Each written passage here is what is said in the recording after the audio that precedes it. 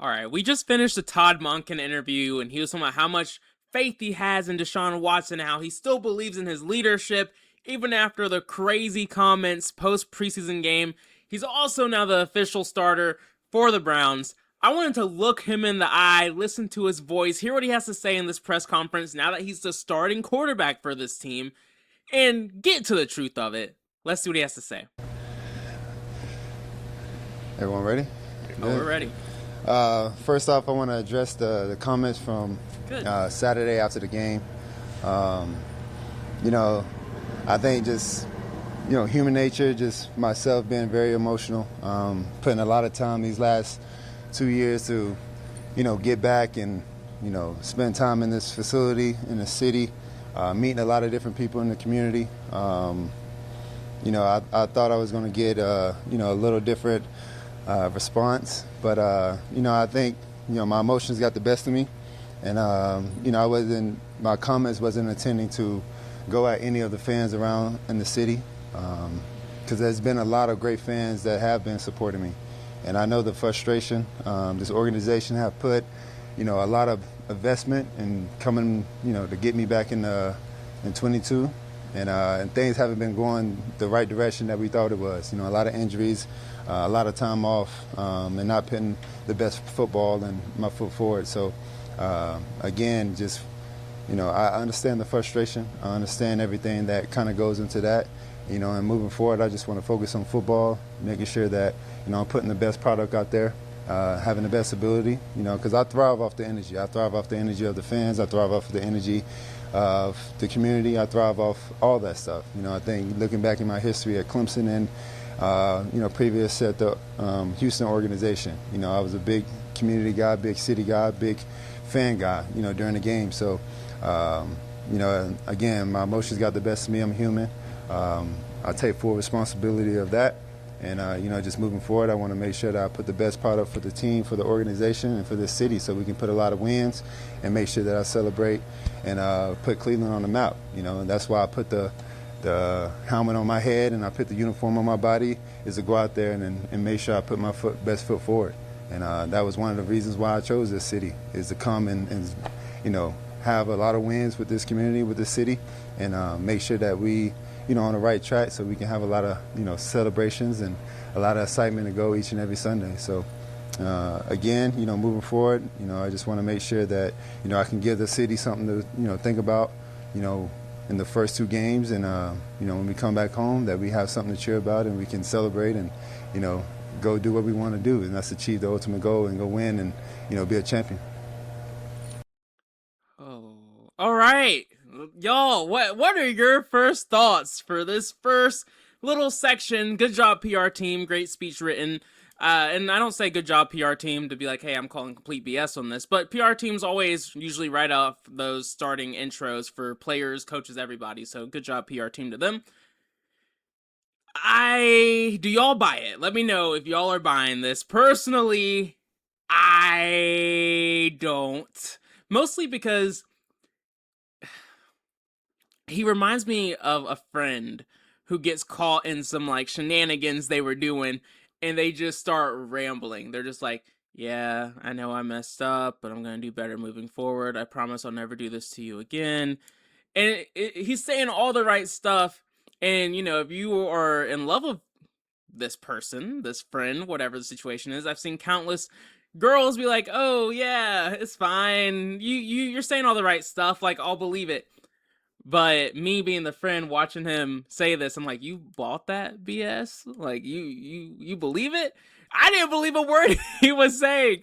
What kind of response did you expect after barely playing the last 4 or 5 years, wasting picks, money, etc.? If you don't play well, this team will boo you for all the right reasons, and that's what he said. And if you just listen to the words, you're like, okay, yes, you get it. But the fact that he didn't expect that response tells me he has zero ability to just understand. Like, his self-awareness is none. Like, you should understand the frustration that this team has, because they've not been good for so long. They invested so much in you. you can just tell he doesn't believe what's coming out, but he has it memorized, is my read on the situation. If you saw the last video where we were watching Todd Monken, you would know I'm pulling for the Browns to do well, and I would like to see Deshaun Watson do well too, but I just need to see what he actually believes. So what is your reaction to being named the starter now, It's great. You know, like I mentioned before, you know, this is what I've been working for 2 years, is to be able to show that, you know, I'm capable of being a starter for one of the 32 organizations in this league. And, you know, today was a assignment I had no idea until I walked into the building, and I talked with Coach Monk, and yeah, it felt good, you know, and a lot of excitement, but it comes with a lot of work too. There's a lot of work, there's a lot of challenges that I have to continue to overcome, and I just got to continue to work on, you know, achieving those victories each and every day. So I'm ready and prepared, and you know, there's going to be a lot of ups and downs, but at the same time, you know, I'm excited to be, you know, a starting quarterback in this league, and especially a starting quarterback for the Cleveland Browns. Were you worried? Y'all hear what I'm saying? Like, when someone just knows the right things to say and they're just like reading it off mentally, but they don't actually mean it. Again, could be wrong. I don't know Deshaun Watson from Adam, but that's the vibe. The comments Saturday could affect the decision to make you the starter? Not necessarily, because I know how Monk. We talked about it. You know, we mentioned it, and you know, I just felt like, you know, again, in that moment, as a human, as my emotions going on, I just, you know, felt what was on my heart. But you know, we spoke on it. You know, we moved on from it, and you know, we on the same page as an organization and as a team. So. You know, like I said before, you know, moving forward is just focusing on playing good football and putting W's on the board. I believe all that. I think all that was completely true. He knew pretty early on he could get away with saying whatever he wanted to because he knew they weren't gonna do shit. And so I totally believe that. And you could also, at least I believe that he believed the statement of, hey, we're all on the same page now, we're in this together, we're here to get W's. Like, all of that didn't sound like random PR BS. I think he does believe this. Obviously, on the field Saturday, that first quarter didn't go the way you anticipated or hoped, and it was difficult. What gives you the confidence and the hope that the things that didn't go right for you Saturday, once you get in regular season game action starting week 1, they'll start to go right for you? Because I have an organization and a team, you know, walking in the building today that has, you know, 110% support. And I think that goes a long way. And knowing that I have teammates in the locker room that support me, knowing that I have a coaching staff that support me, knowing that I have an organization that support me, you know, all the other stuff got to take care of itself on the field. And now it's my job to be able to show that, you know, I'm capable of putting points on the board and getting W's. And I think that, you know, if we can do that, then I can earn the respect and loyalty to the rest of the fan base. And that's what I got to do. Because again, you know, it was a big investment, and we haven't got the you know, product out of that investment just so far, and I have, you know, I have another shot, I have another chance, so I want to make sure I take full responsibility of this opportunity. Deshaun, off of that, Is what you're supposed to say here. Todd also said it, that if you play winning football, all of that conversation kind of goes away. For you, are you prepared though for the reaction if there are those highs and lows, those bumps in the roads early? Am I prepared? I don't think you ever can really be prepared for that. But I think the best thing I can do is just, you know, give my full ability. And that's, you know, being the best player I can possibly be, being the best leader I can possibly be, and showcasing that I can, you know, go out there and produce. And, you know, and after that, you got to let the chips fall how they play. And then, you know, we'll see when we get to that moment. Okay, I finally realized, and I don't know what that background noise is that they have going on in this video, but I finally realized the vibe I'm getting here. He reminds me of my quarterback that I had in high school. When I was like a sophomore, he had a great season the last year, but you could tell he was just there for the vibes. And he was like, yeah, we're going to go win the national championship, all this stuff that was not going to happen for us. And he's just not really there. It's not clicking when he speaks. It's just all the right stuff. I hear his voice, but something missing. Comments in post-game were the first time you commented about what happened when you were hurt. Do you feel that just had to get out of your system?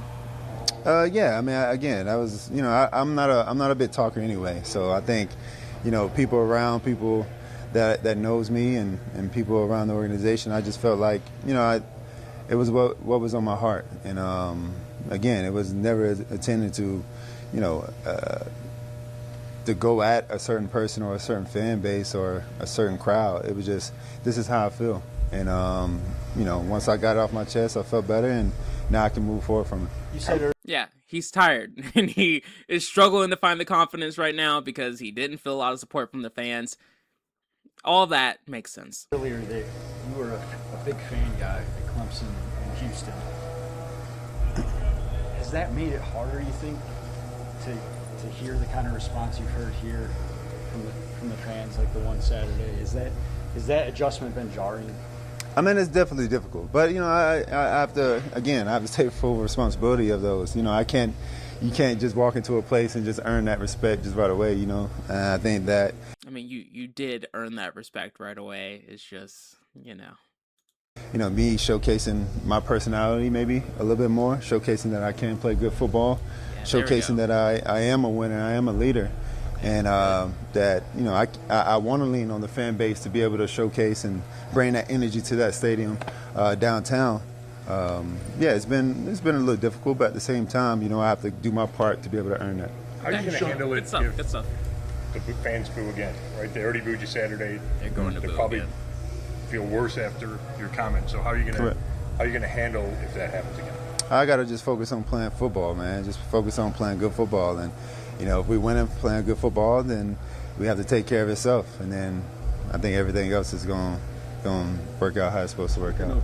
For football, where do you think your game is right now compared to the start of training camp? Do you think you're getting better? Oh, yeah. I think I'm getting better. I think mentally I've been getting better. There's a lot of things, too, that me and Monk, talking personally, that we haven't showcased. We haven't showcased my full talent and ability to run in this offense. Being able to run and being able to use my athletic ability, getting outside the pocket, being able to do some other QB-driven stuff. So I'm excited to see what we can cook up, getting ready for week 1. Okay, see, that vibe, that energy, I like a lot more. That little bit of a sneaky kind of smirk, like, y'all boys ain't ready for this. You don't know what we're about to put down. Like, that's the kind of thing where it's like, okay, like, you can play this off as like, ha ha ha, I'm just trying to get through the motions. I don't really care too much about this. Especially if you think y'all ain't ready for this. Like, that's if you can come through with this momentum, I'll be down. Do you feel like you mentioned already that you think maybe showing your personality a little bit might help, but do you feel like there are a number of other things that you can do sort of between, you have a whole month, between now and September 27th to sort of change the narrative a little bit about you in addition to playing winning football? I think so. I don't know what that may be, honestly. So that's something that I probably have to get with the organization about. Like I mentioned before, I already do community service. That's always something been huge since I was in high school. So, I do that. I hang out with the teammates. When I do interact with people outside the building, in the community, restaurants, it's all good vibes. I don't know. I'm not a big social media person either. I post here and there. But that's something I have to talk with the team, honestly, to see if that is something that can help. Deshaun. All right, now if you didn't know he wasn't BSing there, then I can't explain anything to you. Honestly, though, that question was a little silly. It was like, what can you do to make the fan base feel better before the first game of the year when we all know the answer is he just needs to play good football? He said yes because he kind of had to say yes, like, hey, there's always more I can do. But deep down, he's like, I already do a ton of community service. I'm already super nice to these fans. There ain't nothing else I can do. But silly question. You can't be hard on him for that. A couple more? How much does getting a couple of games on the road to maybe build up, to kind of get some positive momentum going into that first home game, how much of a benefit can that be for you, potentially? I think it'd be a big, huge benefit for not just me, but the team. Coming back home, with a chance of, right now we 0-0. So, we going to think positive and be 2-0. Coming back home against Carolina and getting a big victory and then have a Thursday night game against a rival at home, it'd be very, very huge. So I think it'll be beneficial for all of us. Do you think you have enough time right now between now and week 1 to just get all the chemistry you can with your pass catchers, your running backs, the new O-line in front of you. Like, how are you feeling about that challenge, question. and especially knowing like you're not going to play in the preseason game on Thursday? Yeah, I think we just got to spend as much time as we possibly can. I think we have 3 weeks, so as much time in the film room, on the field, even off the field, building that chemistry, that relationship, that bond. Hanging out at the house, hanging out in the restaurant. Going out, to different spots, and just really just building that as much chemistry and bond and relationship that we can to be able to, make sure when we step on the field, like we know each other in and out. So. Just trying to maximize the time that we do have is definitely important. Coming back, Do y'all hear Darth Vader in the background there? Like someone's breathing heavy, and that's coming from somebody who can breathe heavy. That's intense, man. But you have to like what Deshaun Watson's saying here. He's given us all the right answers, but it does seem like a lot more realistic than some of the fluff earlier. Really, like, hey, we do, like, here are some ways we can actually still build on this chemistry. The timing is what we have. Like, we can't really do anything there, but we do need to double down, work harder, stay closer together on the field and off the field. And I think that off the field thing is something that people don't really talk enough about. But I like that it's something that's on his mind that he's thinking about and wants to continue to improve upon. Like, those are little things that does make me believe, okay, he is thinking about this the right way. going back to Last one here. On the field, Saturday's performance. You go back to Chicago. You played solid there. Is there a certain frustration that you have this good first performance, and then not being able to kind of stack another quality performance on top of it? How much frustration is there maybe there as well?